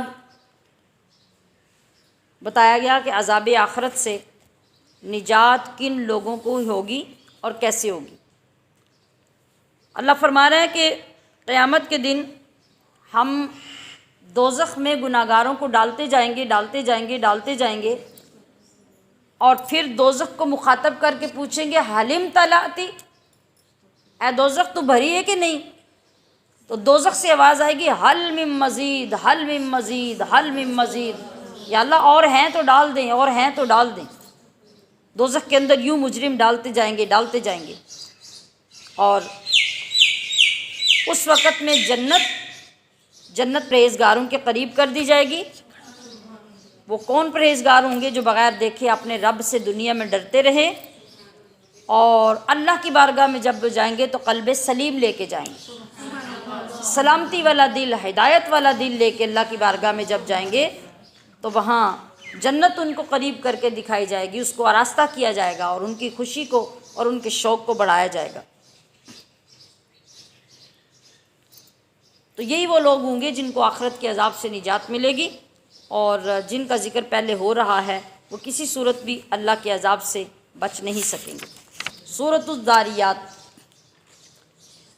اس سورہ مبارکہ کا نام بھی پہلے کلمہ میں موجود ہے۔ اس کا معنی ہے غبار اڑانے والی ہوائیں، یعنی جو آندھی چلتی ہے جس سے زمین کا غبار اڑ اڑ کر ہر طرف دھول اور مٹی ہو جاتی ہے۔ قیامت، جزا، سزا اور اللہ کی قدرت کے مظاہر کا ذکر اس صورت میں کیا گیا ہے۔ رکوع نمبر 18 اور 19، اللہ پاک نے اس میں مختلف چیزوں کی قسمیں اٹھائی ہیں، جیسے غبار ڈالنے والی ہواؤں کی قسم، بارش برسانے والے بادلوں کی قسم، اور پانی پہ تیرنے والی کشتیوں کی قسم، اور دنیا کا نظام چلانے والے فرشتوں کی قسمیں اٹھا کر رب نے بتایا کہ مرنے کے بعد کی زندگی برحق ہے، اس میں کسی قسم کا کوئی شک نہیں ہے، جزا اور سزا کا دن ضرور آئے گا۔ یہ لوگ جو بار بار پوچھتے ہیں قیامت کب آئے گی، تو قیامت اس دن آئے گی جب یہ لوگ آگ کے اوپر بھونے جائیں گے، آگ پہ جلائے جائیں گے، تو پھر کہا جائے گا کہ یہ ہے وہ قیامت جس کی تمہیں جلدی تھی، اب بھگتو۔ اور مومنین کی صفات اس میں بیان ہوئی، فرمایا کہ مومن وہ ہوتے ہیں جو راتوں کو بہت تھوڑا سا سوتے ہیں اور زیادہ راتیں جاگ کر گزارتے ہیں۔ مومن وہ ہوتے ہیں جو سحری کے وقت اٹھ کر توبہ استغفار کرتے ہیں، رب کے حضور التجائیں پیش کرتے ہیں۔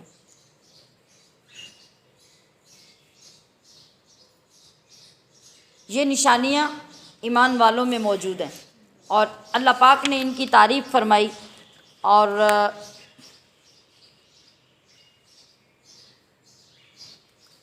اس کے بعد مہمان فرشتوں کا ذکر کیا۔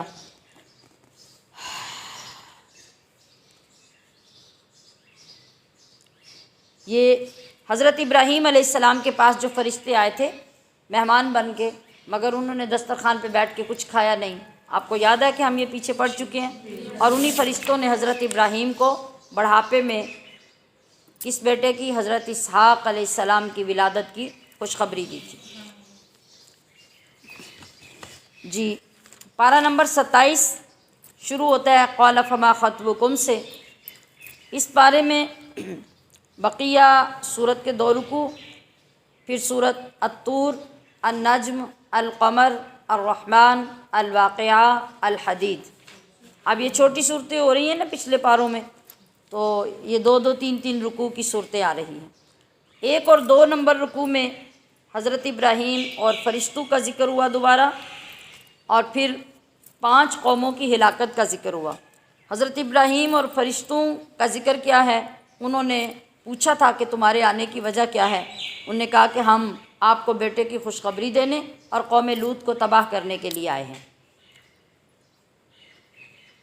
تو اللہ پاک نے اس رکوع میں بھی پھر سے ان کا ذکر کیا، اور قوم نوح اور قوم لوط، قوم سمود، قوم عاد، ان کا پھر مختصر ذکر کیا کہ ان کو ہمارے نبیوں کی مخالفت اور دشمنی کی وجہ سے ہم نے تہس نہس اور نیست و نابود کر دیا۔ اگلے رکوع میں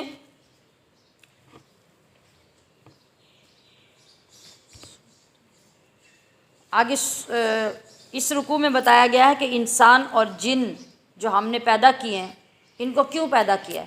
یہ معروف آیت جو بہت مرتبہ آپ سنتے ہیں، وما خلقت الجن والانس الا لیعبدون، کہ جن اور انسان یہ اس لیے پیدا کیے گئے ہیں، جو بیسک اور اصل مقصد ہے ان کی پیدائش کا وہ ہے کہ یہ میری بندگی کریں۔ میری بندگی کرنے کا کیا مطلب ہے؟ مجھے پہچانیں، میری معرفت ان کو نصیب ہو، اور انہیں پتہ ہو کہ ہمارا خالق کون ہے، ہمارا مالک کون ہے، اس کی صفات کیا ہیں، اس کے ساتھ ہمارا تعلق کیا ہے، یہ تمام چیزوں کی معرفت حاصل کریں۔ اس وجہ سے ہم نے ان کو پیدا کیا۔ سورۃ الطور میں لفظ طور یہ بھی اس صورت کے اندر آیا ہے اور اسی نام پر صورت کا نام ہے۔ اس میں آخرت اور اس کے احوال سے باخبر کیا گیا ہے۔ رکوع نمبر 3 اور 4 اس میں آ رہے ہیں۔ اس میں جنتیوں کی اولاد اور اہل خانہ ان کے ساتھ جنت میں ہوں گے، اس کا ذکر ہے، اور نبی علیہ الصلوۃ والسلام کو سلسلہ تبلیغ جاری رکھنے کا حکم دیا گیا ہے۔ اللہ پاک ارشاد فرما رہا ہے کہ جب قیامت آئے گی تو کوہ طور، آسمانی کتابیں، بیت معمور، آسمان اور سمندر کی شہادت اللہ تبارک و تعالیٰ پیش کر کے فرما رہا ہے کہ جس عذاب سے کفار کو ڈرایا جا رہا ہے وہ ضرور آ کر رہے گا۔ پرہیزگار جنت میں عیش کر رہے ہوں گے، ان سے کہا جائے گا کہ اپنے نیک کاموں کی وجہ سے جنت کی خوب سیر کرو، خوب کھاؤ، خوب پیو۔ اللہ ان کی ایماندار اولاد کو جنت میں ان کے ساتھ اکٹھا کر دے گا۔ حدیث پاک میں ہے کہ وہ معصوم بچے جو ماں باپ کے جوانی ماں باپ کی میں مر جاتے ہیں یا ماں کے پیٹ میں بچے مر جاتے ہیں، تو وہ تمام بچے جو ہیں وہ اللہ کے حضور میدان محشر میں ہوں گے، اور اگر ماں باپ جنت میں جانے کے قابل بھی نہیں ہوں گے تو پھر بھی وہ بچے اللہ کی بارگاہ میں روئیں گے، وہ ضد کریں گے اور آگے بڑھ کر اپنے ماں باپ کی انگلی پکڑ لیں گے، کہیں گے کہ یا اللہ ہم نے جنت میں نہیں جانا جب تک ہمارے ماں باپ جنت میں نہیں جائیں گے۔ اس لیے حدیث پاک میں آتا ہے کہ جس ماں کے بچے اس طرح سے کثرت سے یا بچپن میں فوت ہو جاتے ہیں یا پیدائش سے پہلے فوت ہو جاتے ہیں تو اسے اس پہ صبر کرنا چاہیے کہ اسے نہیں معلوم کہ اس وجہ سے اللہ نے اس کے لیے کتنا مقام رکھا ہے۔ اعمال جنت میں جانے والے ہوں گے یا نہیں، لیکن وہ معصوم بچے ماں باپ کو جنت میں لے جائیں گے۔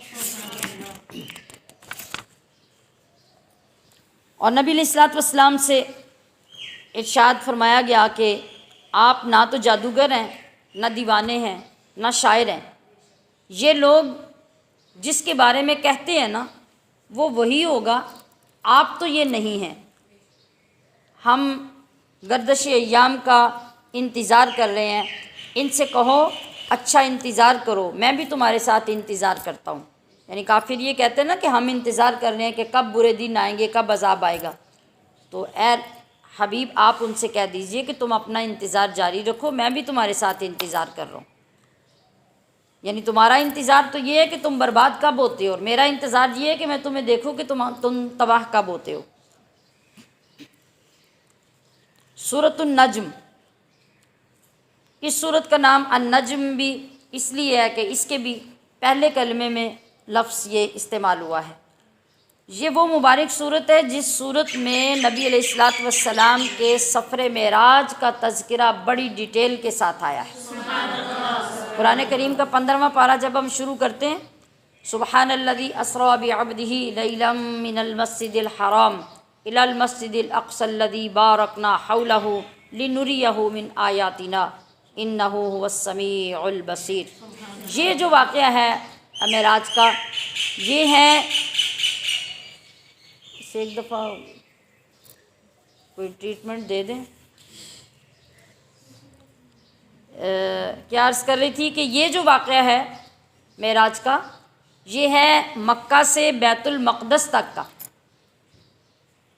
مکہ سے بیت المقدس فلسطین تک کا یہ زمین کا جو سفر تھا اس کا ذکر وہاں ہے۔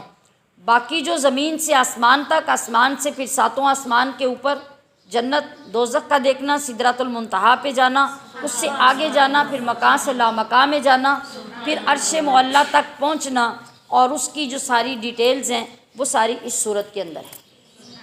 اب یہ واقعہ تو ہم نے معراج شریف کے موقع پہ بھی کئی مرتبہ بیان کیا، ریسنٹلی بھی معراج شریف گزرا۔ اب یہاں تو میں صرف یہ ہنٹس ہی دے سکتی ہوں کہ آپ کو یہ یاد رہے کہ معراج کا واقعہ کس صورت میں ہے۔ تو ایک تو سورۃ بنی اسرائیل کی پہلی آیت ہے، اور اس کے بعد سورۃ النجم میں معراج کا ڈیٹیل میں واقعہ بیان کیا گیا ہے۔ نبی علیہ الصلوۃ والسلام کے سفر کا حال بیان ہوا ہے، اور یہ بتایا گیا ہے، وہ میں نے پچھلی کئی مرتبہ آپ کے انہی دنوں میں آیت کریمہ پڑھی، وما ینطق عن الہویٰ ان ہوا الا وحی یوحیٰ، کہ رسول اللہ صلی اللہ علیہ وسلم جو بات کرتے ہیں وہ رسول اللہ کی بات نہیں ہوتی، اصل میں وہ اللہ ہی کی بات ہوتی ہے۔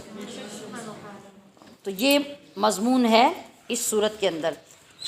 اور پھر اس میں فرمایا گیا کہ صغیرہ و کبیرہ گناہوں سے بچو، یعنی بچنے کی ترغیب دلائی گئی۔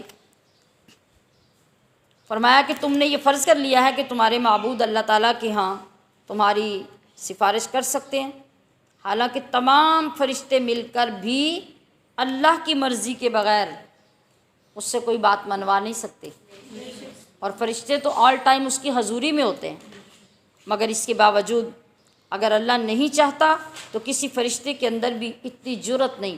تو جب فرشتوں کے اندر جرأت نہیں تو تمہارے پتھر کے بنے بتوں کے اندر ہے، تمہارے لکڑی کے بنے ہوئے بتوں کے اندر یہ جرأت ہے جو تم عقیدہ رکھتے ہو کہ ہم نے ان کو اس لیے بنایا ہوا ہے کہ یہ خدا کے ہاں ہماری سفارشیں کریں گے۔ تو اللہ اس کا جواب دے رہا ہے، فرما رہا ہے کہ اللہ کو خوب معلوم ہے کون سیدھی راہ پہ ہے اور کون بھٹکی ہوئی راہ پہ چل رہا ہے۔ اللہ پاک کی ساری کائنات کا مالک اور مختار ہے۔ تو اللہ فرما رہا ہے کہ اچھے لوگ وہی ہیں جو بڑے بڑے گناہوں سے اور بے حیائی کے کاموں سے بچتے رہیں، الا یہ کہ کبھی اچانک بے خبری میں اور آؤٹ آف کنٹرول کسی صورت میں ان سے گناہ ہو جائے۔ تو گناہ ہو بھی جائے تو پھر بھی ایمان والوں کی اور نیک لوگوں کی شان یہ ہوتی ہے کہ وہ اپنے گناہ پہ اکڑ نہیں رہتے، اڑ نہیں جاتے، بلکہ فوراً اللہ کے حضور سجدہ ریز ہو کے توبہ کر لیتے۔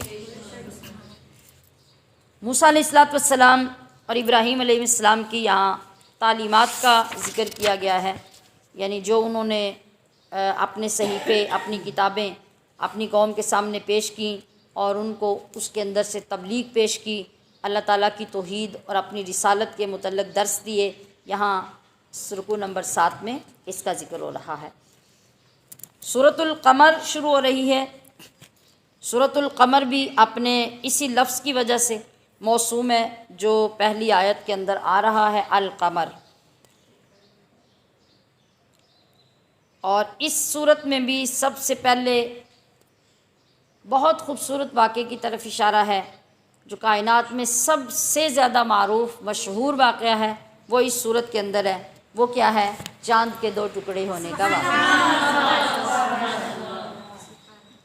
چاند کو 2 ٹکڑے کرنے کا معجزہ جو ہے وہ اس صورت میں بیان کیا گیا ہے، اور بتایا گیا ہے کہ اتنے بڑے معجزات دکھانے کے باوجود بھی جو ہٹ دھرم لوگ ہیں ان کو کوئی اثر نہیں ہوا۔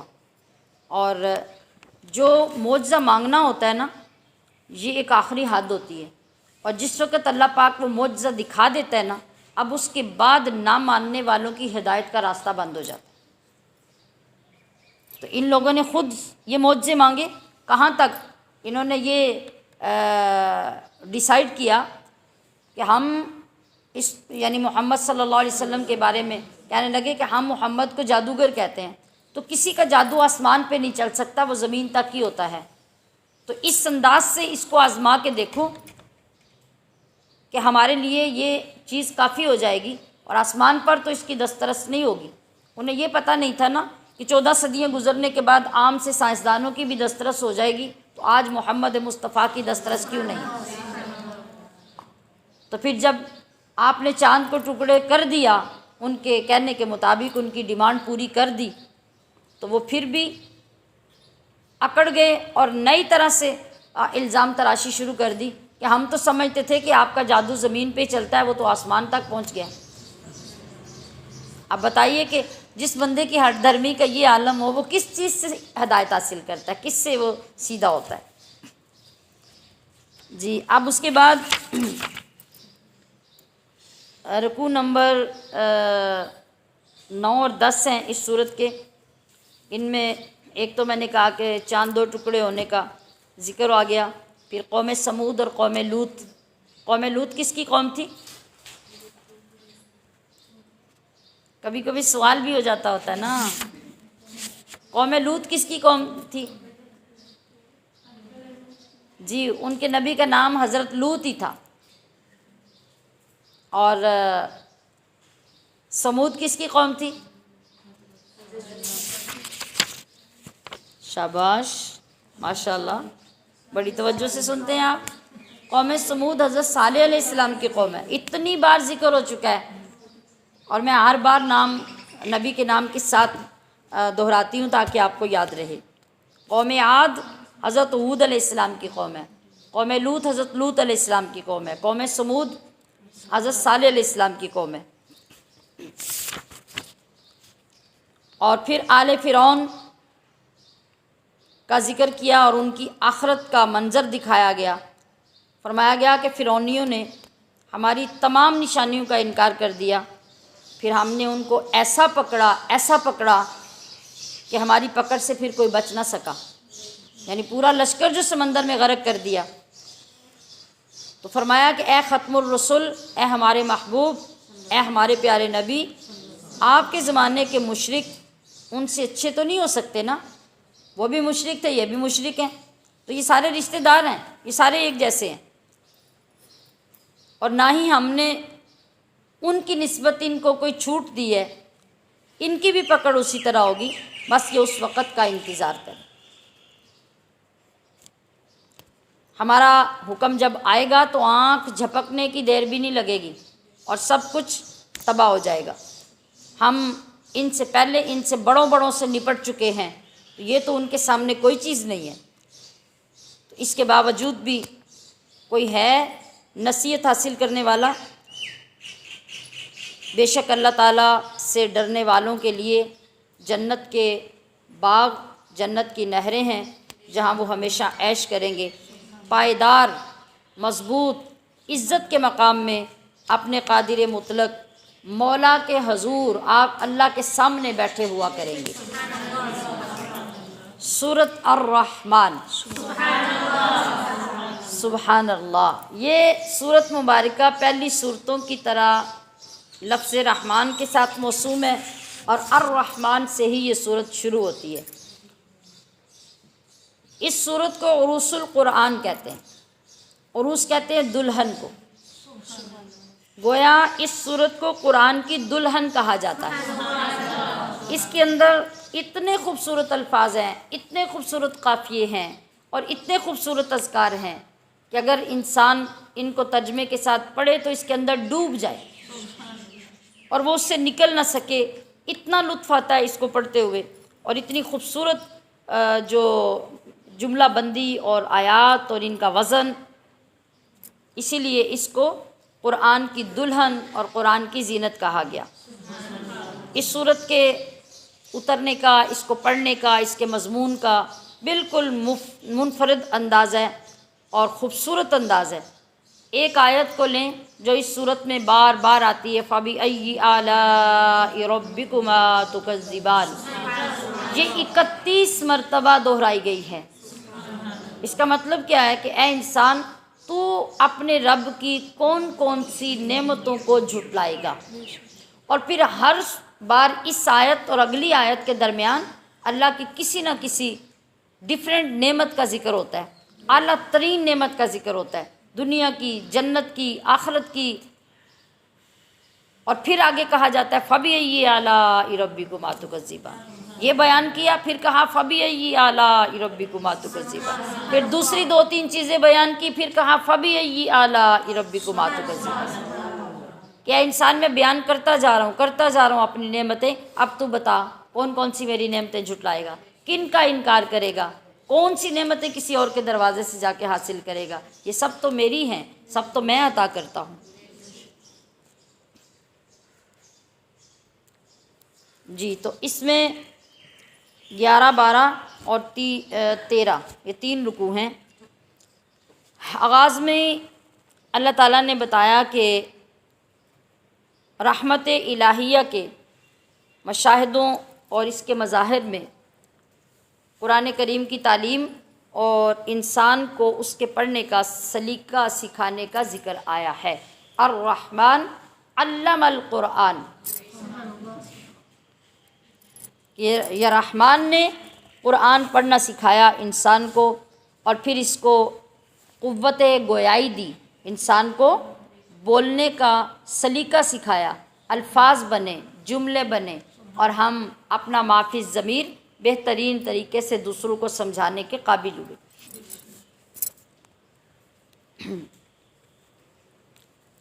اور پھر سورج، چاند، ستارے، پودے، درخت، اللہ کی عبادت، آسمان، عدل و انصاف، اللہ کی ترازو، اس کا ناپ تول، اور گویا کہ ہر چیز، اور پھر جنت کی ایک ایک ٹہنی کا، ایک ایک پتے کا، ایک ایک خوشے کا، پانی کے قطروں کا، بہتی نہروں کا، بچھے ہوئے تختوں کا، تختوں کے اوپر رکھے ہوئے تکیوں کا، اور تکیوں کے آگے رکھے ہوئے جام کا، ہر چیز کا اللہ نے اس صورت کے اندر ذکر فرمایا، اور پھر ہر چیز کو بتا بتا کے، گن گن کے سامنے رکھ کے، پھر ہر بار پوچھا اب بتاؤ کون سی نعمت کو جھٹلاؤ گے، اب بتاؤ کون سی نعمت کو جھٹلاؤ گے، اب بتاؤ کس نعمت کا انکار کرو گے۔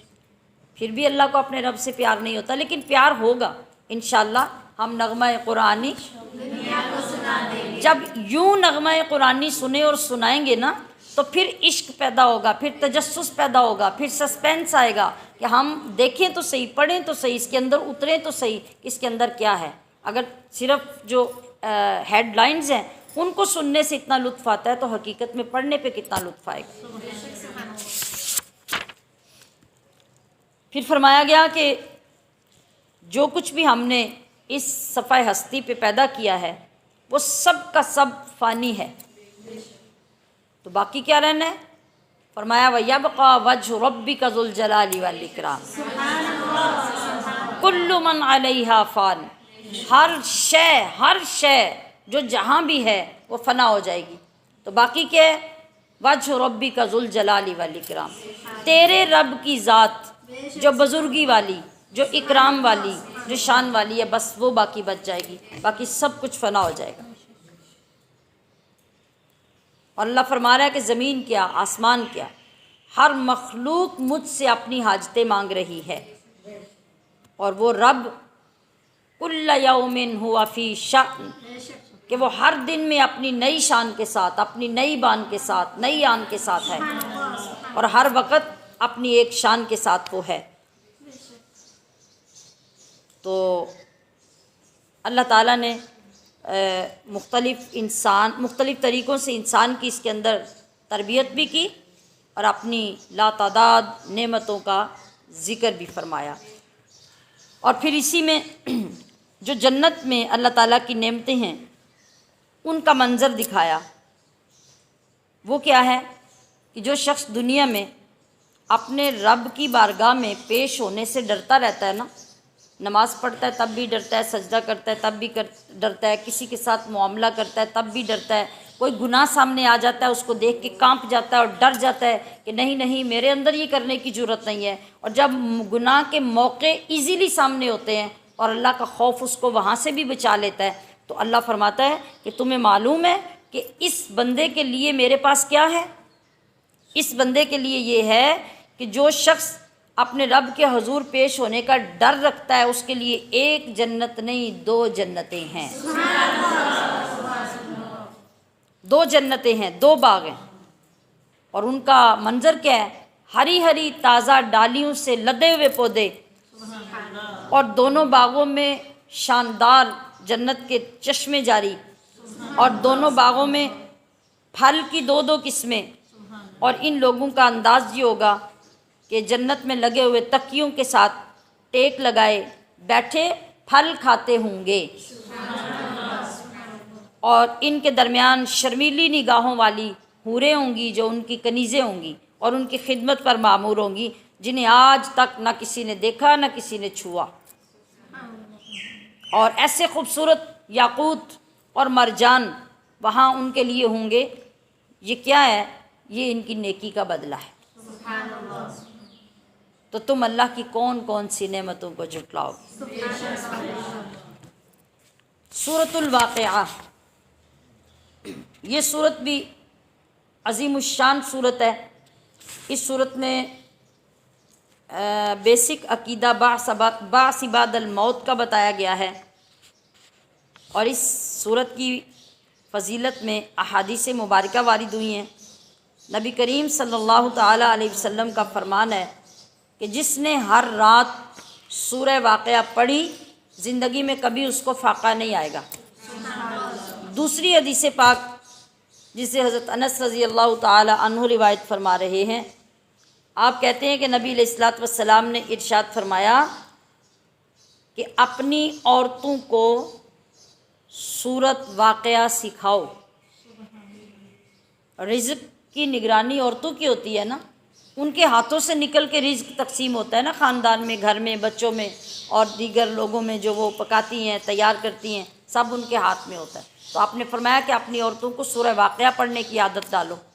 رات میں عام طور پہ مغرب کے بعد جو اولیاء کرام ہیں ان کا معمول ہوتا ہے کہ سورۃ واقعہ پڑھی جائے، تو جب اس کی عادت بنا لی جائے تو اس گھر کے اندر سے غریبی دور ہو جاتی ہے۔ پھر فرمایا گیا کہ قیامت میں لوگوں کی 3 جماعتیں ہوں گی۔ کس طرح سے؟ یعنی ایک تو یہ کہ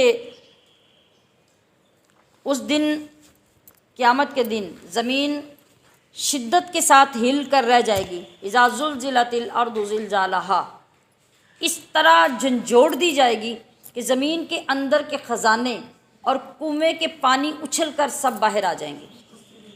واخرجت الارض اثقالہا، اس کا ترجمہ ہے۔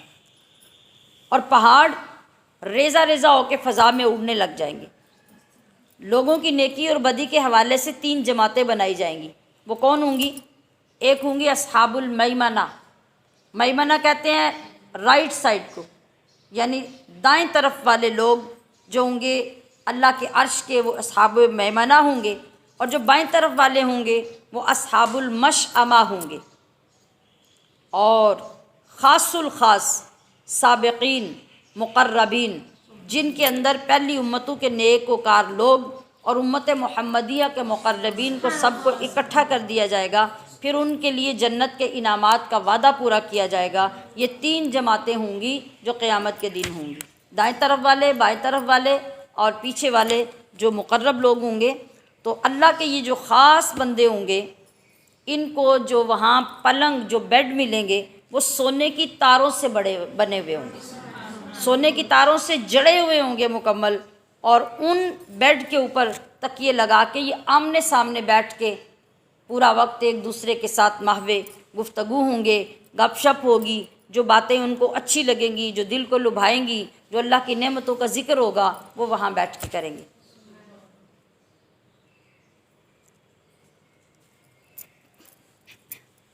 پسندیدہ میوے، من پسند پرندوں کے گوشت، خوبصورت آنکھوں والی حوریں، ایسی حسین جیسے چھپا کے رکھے ہوئے موتی ہوتے ہیں۔ تو اللہ فرما رہا ہے کہ یہ سب کچھ ہم انہیں کیوں دیں گے؟ یہ دنیا میں کیے ہوئے نیک کاموں کے بدلے میں ان کو یہ نعمتیں ملیں گی۔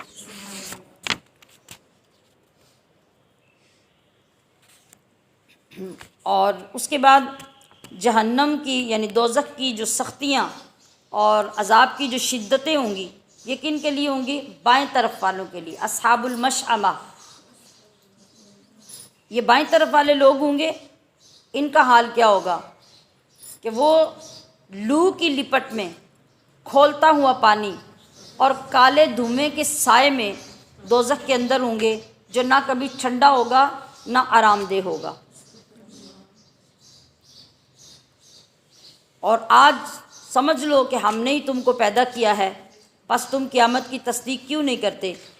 کیا تم انسان بنا کر پیدا کرتے ہو یا ہم پیدا کرنے والے ہیں؟ ہم نے تمہارے لیے موت مقرر کی، پھر ہم تمہیں زندہ بھی کریں گے، اور ہمیں کوئی عاجز نہیں کر سکتا۔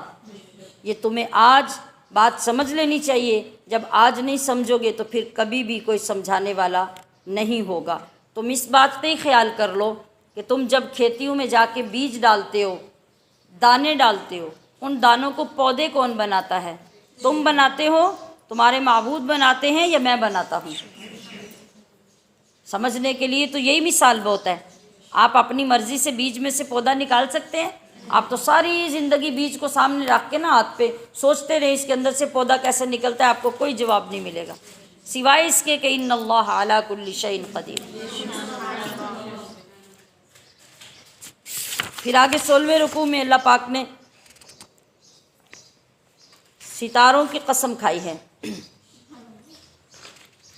قرآن کی عظمت بیان کی ہے، ستاروں کی قسم کھائی ہے کہ اگر تم سمجھو تو یہ بڑی قسم ہے۔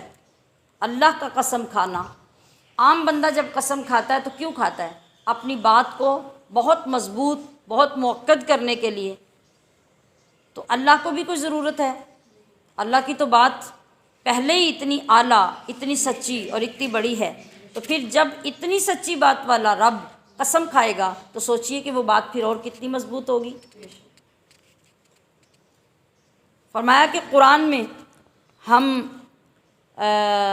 ان جگہوں کی قسمیں کھا رہے ہیں جہاں ستارے ڈوبتے ہیں، اور بلا شبہ قرآن ایک بلند پایہ کتاب ہے، اور یہ لوح محفوظ میں درج ہے ہماری بارگاہ میں، اور اس کی شان یہ ہے، اس کا ادب یہ ہے، اس کا احترام یہ ہے کہ لا یمسہ الا المطہرون، کہ ناپاک بندہ اس کو ہاتھ بھی نہیں لگا سکتا، اس کو چھو بھی نہیں سکتا۔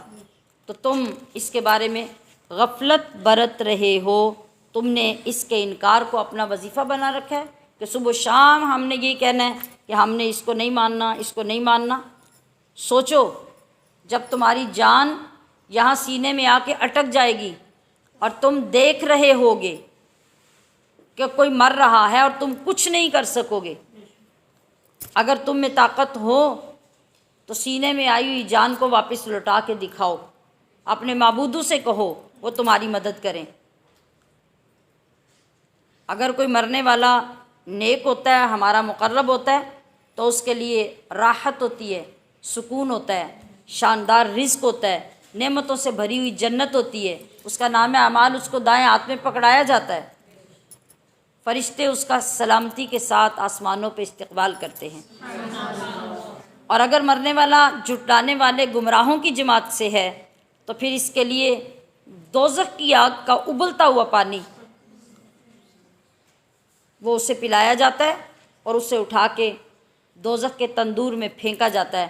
اور یہ کہانیاں نہیں، یہ قصے نہیں، رب فرما رہا ہے کہ یہ سب کچھ برحق ہے، یہ سچ ہے۔ لہٰذا آج سوچ لو، اپنے رب کی تسبیح کرو، اس کی حمد کرو، اس کو مانو، تو تم ان ساری باتوں سے بچ سکتے ہو۔ سورۃ الحدید، جس میں لفظ حدید بھی اسی صورت میں استعمال ہوا۔ حدید کا معنی ہوتا ہے لوہا یا سٹیل،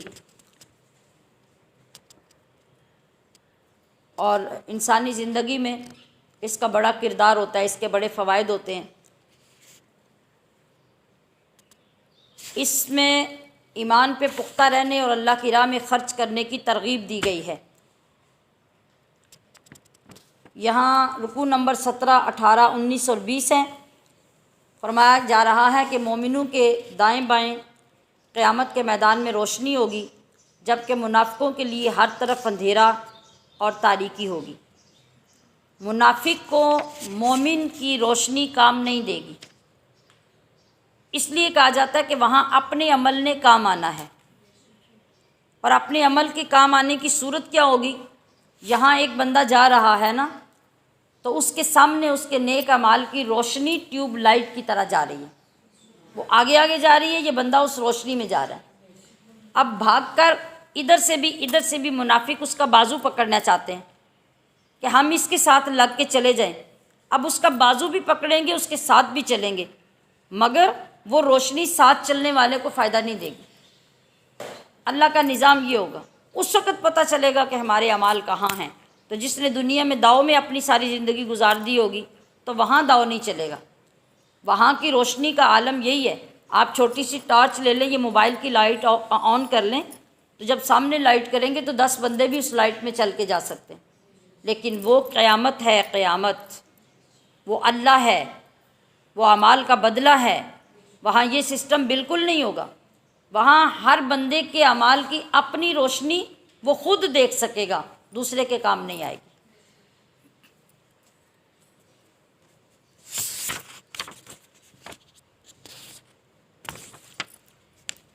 اور انسانی زندگی میں لوہے کے فائدے بتائے گئے ہیں، کہ بتایا گیا ہے کہ یاد رکھو کہ یہ دنیا اور دنیا کی زندگی ایک کھیل اور تماشا ہے۔